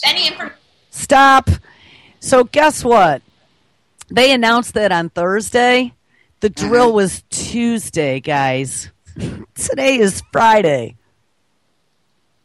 And that dude just showed up yesterday? Yep. Wow, that is just like impeccable freaking timing. And, you know, it's just like all the drills that were going on. They say the chances of it are more than every piece of sand on every beach in the world, odds against 1. That the drills would be happening at the same time as the event. Over and over and over again, by the way. Mm-hmm. And, you know, here's another thing. Any healthcare worker that just is arriving back to the United States from Africa who doesn't, with a brain cell, put themselves into some sort of freaking quarantine for at least 21, now they're saying 42 days. Yeah. Must have a screw loose. Yeah, this guy went bowling. Yeah, you just got back to the United States from Africa and you didn't think as a doctor, and you didn't think that there was a slight chance that you might be infected. You didn't go get a rapid blood test or go to the local hospital that you must work at in New York City because you live there and say, hey, guys, I just got back. You think you could run a blood test on me and make sure that I'm not infected? Right. There's no common sense here. What kind of a doctor must he be? Not one I want to go see. Hell no, obviously. Well, not that he's infected. Thank God he wasn't seeing patients or doing surgeries. Jesus. All right, here. Patient helps. What did you learn today? Just be prepared and keep it above her ears. The new steps include repeated training for healthcare workers and protective gear that leaves no skin exposed. The recommendations come after 2 nurses who treated Ebola patient Thomas Duncan in Dallas contracted the disease. We're here today because one healthcare worker getting Ebola when caring for a patient is too many. The CDC says the protective gear should include double gloves, respirators, surgical hoods to ensure complete coverage of the head and neck, and disposable full-face shields instead of goggles. The CDC also recommends a trained monitor supervise workers every time they put on or take off the personal protective equipment. Nurse Jennifer Johnson feels reassured after watching the demonstration. Even though it's very time-consuming, it had a lot of steps, I do feel a little safer. And a good trick Barbara's going to show is to step on the inside of the gown to help her. And safety is the goal for healthcare workers on the front lines. Allison Harmelin for CBS News, New York. So that was one little piece of the training, like how to put gowns on. And I feel so much safer now. I know. You hear what they're saying? Yeah. So much safer. And, you know, I'm just looking at the gowns.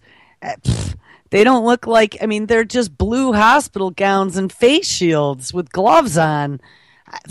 I don't think I'd be feeling safe in something like that, man. There actually was one story. Oh, I might have to open one more window so I don't lose the other stuff that I have queued up here. There was one story where someone was suggesting spacesuits. Hold on. Oh, load. Nothing wants to load for me. Nothing wants to load.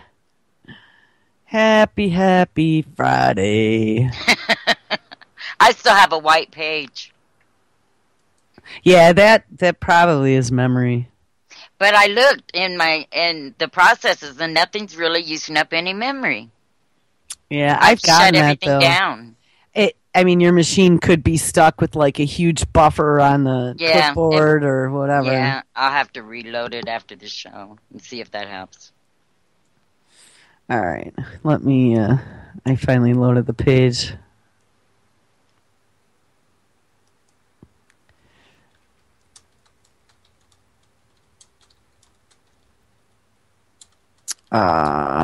Let's see here. Yes, good people drink good beer. That's just too funny. 6 West Africans also quarantined for possible Ebola in Connecticut now as well. 6? Yeah. Oh, I just saw that. Holy shit. Here it comes, guys. Here it comes. Wow. Wait, we got to hear this one now, too. And remember, we listened the day before. There were 3 planes, 2 in Chicago, 2 passengers in Chicago, and 1 in New York or Newark. New York, I think. Yeah. All right, here.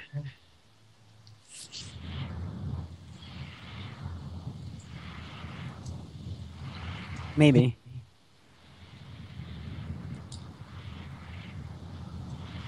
You hear the noise? Yeah, that's weird. News of this day, 6 West Africans who traveled to Connecticut are being quarantined for possible exposure to Ebola. Officials said today the family arrived on Saturday, planning to live in the U.S. They'll be monitored for 21 days. Now, it seems like everyone has missed the stories that have talked about, 21 not maybe being enough time. Yeah, they're saying anywhere from 2 to 42 days, and everyone's still putting them in quarantine for 21. Yeah, I don't know. I guess we're going to see. Hold on. So irritating. Here's my take on it. You figure Duncan, we just reached the 25 or 27 day window. So give it another 2 weeks and let's see how crazy stuff's going to be. Yeah, maybe that's why they are avoiding staying the 42. Just, I don't know.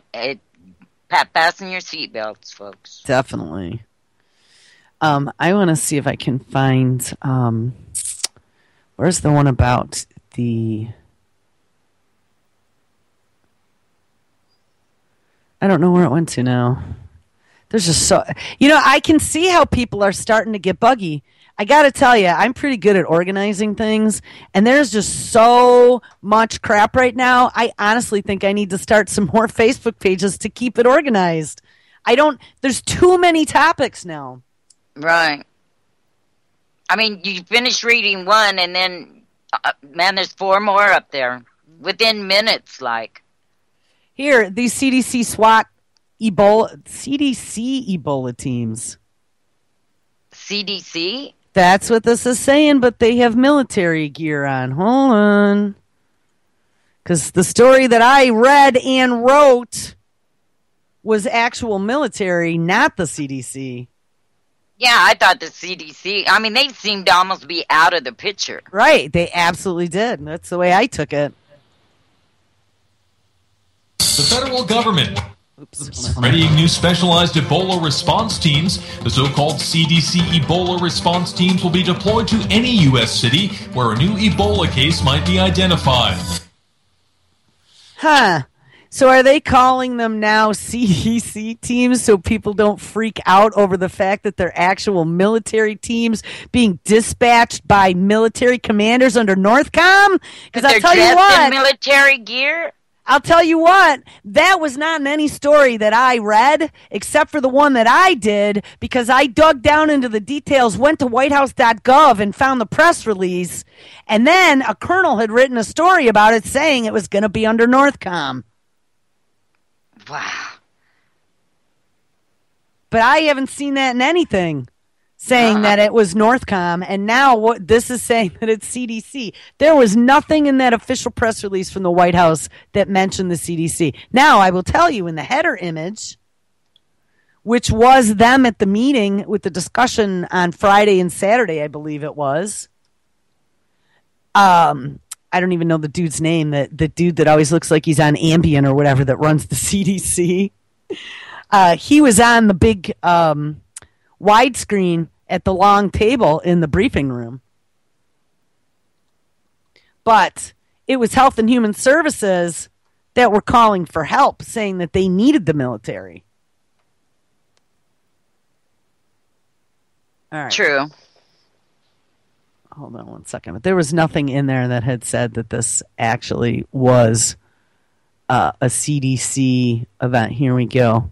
I'm going to post this in chat. And they just found a case of a man in New Orleans. Oh, I didn't see New Orleans. MSG just posted it. Wow, no, only 12 shares on Facebook about this Ebola team because no one apparently found it important. But like I said, in the story I did some research. So there are details in there that you haven't seen anywhere else. I did not see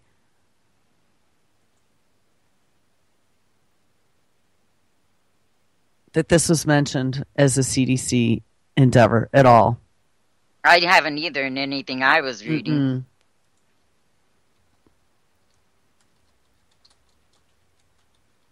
I'll put it on us. It's in New Orleans now.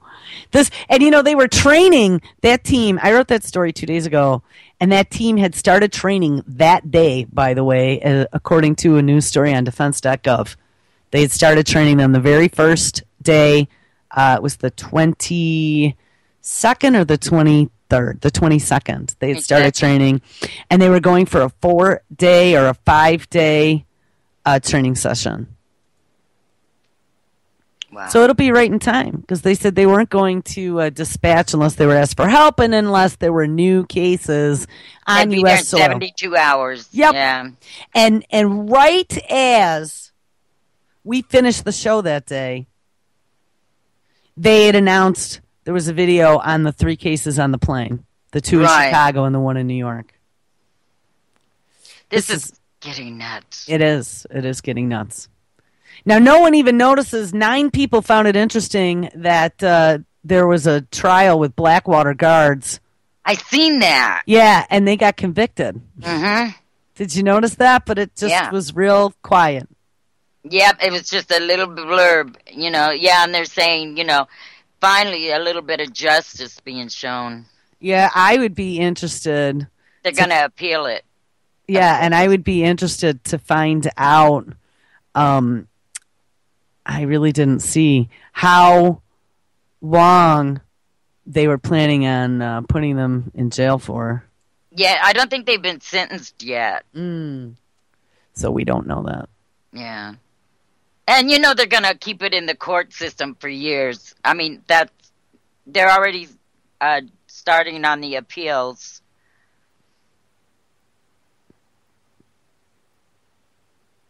Did you know any details? Oh, I already did share that one. On the Blackwater? For the Blackwater, yeah. Yeah, my page just came up. Blackwater contractors convicted in killing 14 innocent Iraqi people. On Wednesday, a jury convicted 4 infamous Blackwater USA guards who shot and killed 14 Iraqis in 2007. The men were convicted of almost every charge. Nicholas Slayton was charged with murder and has been accused of starting the shooting. Paul Slough, Evan Liberty, and Dustin Hurd were charged with voluntary manslaughter, weapons charges, and attempting to commit voluntary manslaughter. Slayton received a life sentence, but the other men are looking at roughly 30 years in prison, so they have been sentenced. Despite the video evidence showing the irrefutable truth, the legal defense teams of these killers acted astonished and said they are planning on appealing the jury's decision. Wow. So were these the guys that urinated on the dead bodies? I'm not sure. I think this is a different case. These are this was a different case than that. Or maybe, I don't know. I don't think those guys were ever charged. Or those were soldiers, I think. Yeah, they were. Not contractors. Yeah, right. They weren't the Blackwater, so it is a different thing. I just did a search on New Orleans and Ebola, and there was a story from 17 hours ago saying that he's low risk and that he's just being monitored. Did you see something that they confirmed? I was just looking at haven't brought it up yet. Let's see.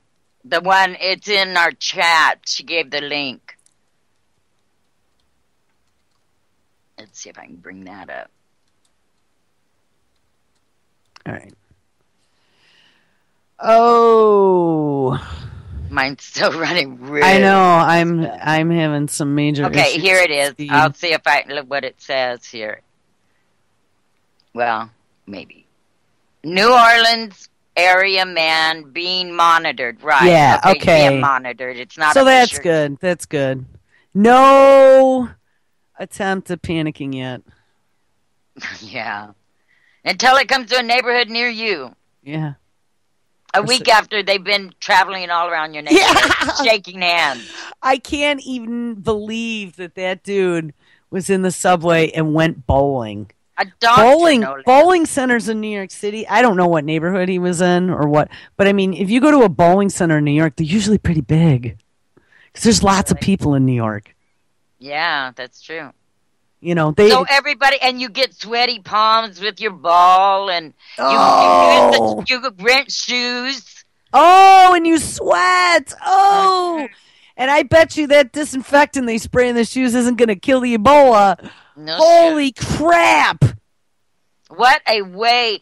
I mean, you know, when you really that's even better than the airport bathroom. Yeah. Wow. Yeah, the shoes especially. You know, people get sweaty and stuff, and then they just spray them a little bit and put them right back out there. Mm-hmm. Wow. That's pretty crazy.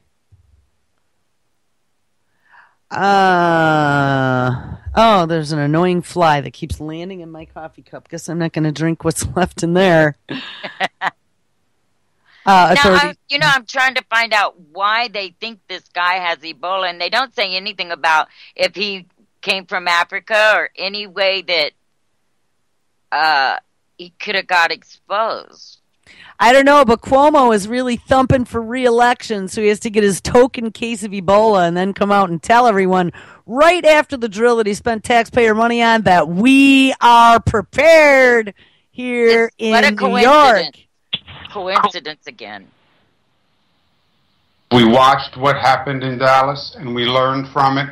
And this is New York. We hoped that we wouldn't get such a case, but we expected that we would. And we have been preparing for weeks, literally. We did a session this week. 5,000 healthcare workers come in. They've all been trained. We're working with the hospitals together with the union that represents the healthcare workers, 1199 here in New York. So the workers feel that they've had the training, they have the equipment, we've gone through the protocols, we've drilled. We then had 8 hospitals designated, Bellevue is one of them, as the receiving hospital. Isn't Bellevue the mental hospital? I always thought so. Me too. I mean, there's always been jokes about sent to Bellevue. Yeah. Wow. All right. Hospitals for this situation. So we were fully prepared, and the team felt fully prepared. This happened to be a doctor, so he had information about the disease. When he saw that he had a fever and he believed he was symptomatic, he presented himself to the hospital.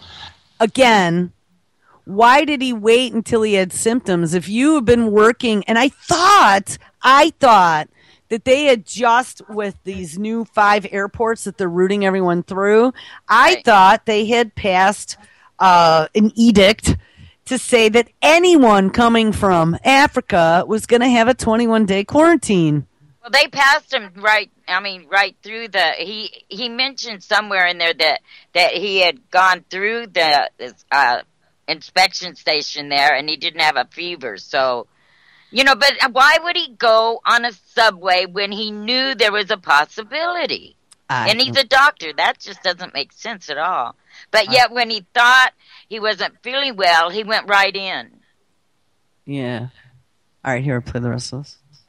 And we were prepared, Allison. It was handled exactly right. A team went out with protective gear. He was picked up. He was brought right to a pre-prepared isolation unit. So it couldn't have proceeded better. But see, Governor, here's what worries New Yorkers today. As recently as, I believe, Tuesday, this patient was riding the subway. And I ride the subway every day, as do 6 million other New Yorkers. And, sometimes you are packed in there like sardines. If one person sneezes, the rest of us catch a cold. So how can New Yorkers feel safe today to take the subway? Ha! Good one. You called that one. I understand the fear that comes from that word now, Ebola. And it is scary. There's no doubt about that. But a little dose of reality also, right? This is not transmitted like the flu is transmitted, or a common cold, or a common virus. It's not about sneezing, etc. This is basic. Hold the phone. Hey, did you catch that lie? Yeah, hold the phone. Because I don't care if they're saying it's airborne or not. Let's put in the disbelief here and say that it's not airborne. Okay.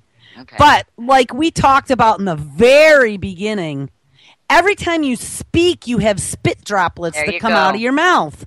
I don't care if you even sneeze. When you sneeze, you got a lot more spit coming out of your mouth and your nose. And if you don't sneeze correctly, it's going to spray all over everybody. Those are bodily fluids, whether you can see them or not. Okay, and the lie. In the doctor's test, what he said is he wasn't feeling well, and he went to the hospital. And this guy in the very beginning said, we went and picked him up. So that's kind of weird. See, I didn't catch that. Yeah, I heard him say we went and picked him up, but I didn't catch the whole story yet as to how he made his way to the hospital. So they didn't pick him up? Well, why would he no, it said as soon as he started feeling ill, he went into the hospital. So he just contradicted himself.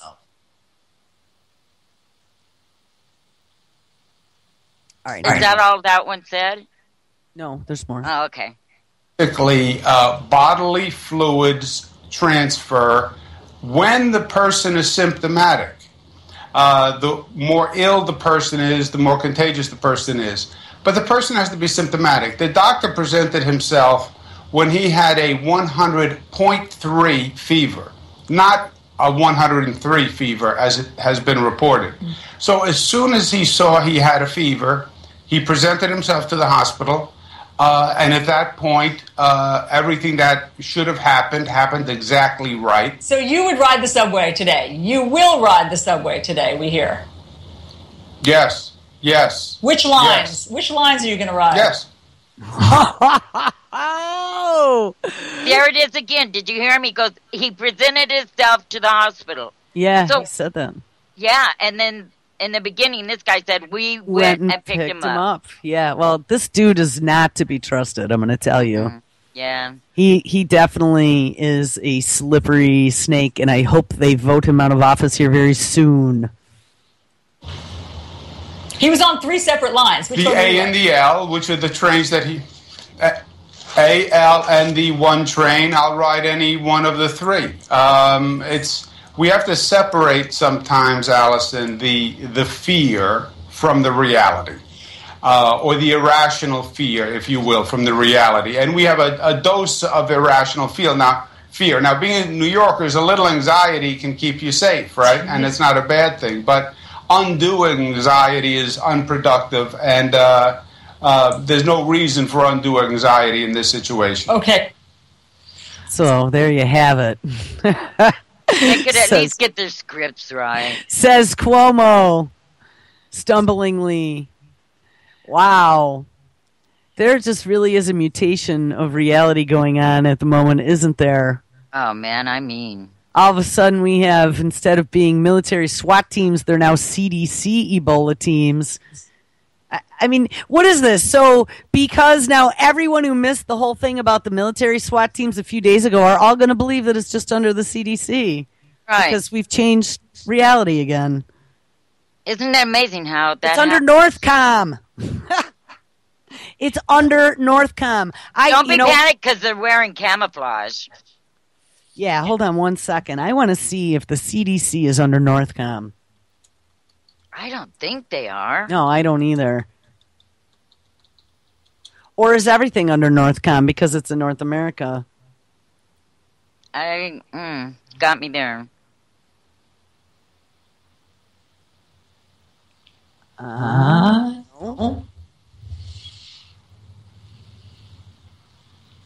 I'm not seeing so. I mean, unless I'm not searching correctly, is CDC under Northcom?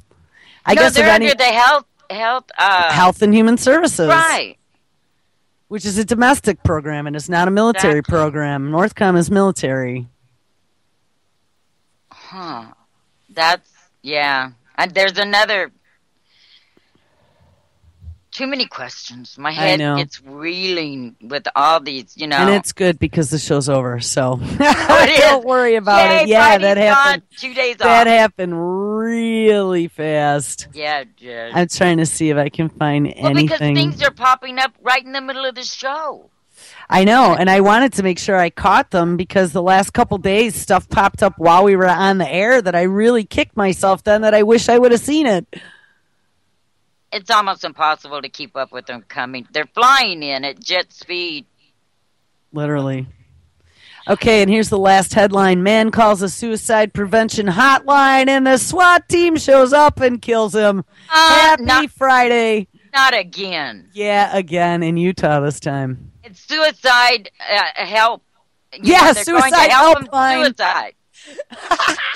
That's like they did here in Anderson. A couple months back, the guy he called. He was in suicide, and he was talking about suicide, and they came and killed him. Yeah, right down the street from my friend's house. Yep. All right, we are at the last 15 seconds of the show. So, Zorie, thank you very much for being on with me today. Yeah. Everybody that heard us, thank you very much for listening. Good people drink good beer. Remember. It's Friday. It's 6 a.m. in the morning. Yes. Make sure you stick around. We have Hale Anthony up next. Josh is live tonight at 6. Dr. George Simon's replay from this week. Brandon and United Front Radio and Live with LaVon at 11 p.m. Eastern. Come back this weekend, Saturday and Sundays. Always been programming lots of new shows that I need to cut tonight. All right, guys, everyone have an awesome weekend, and we will catch up with you on Monday. Thanks, Zorie. Thank you. Take care. Have a fun weekend, guys. Bye-bye.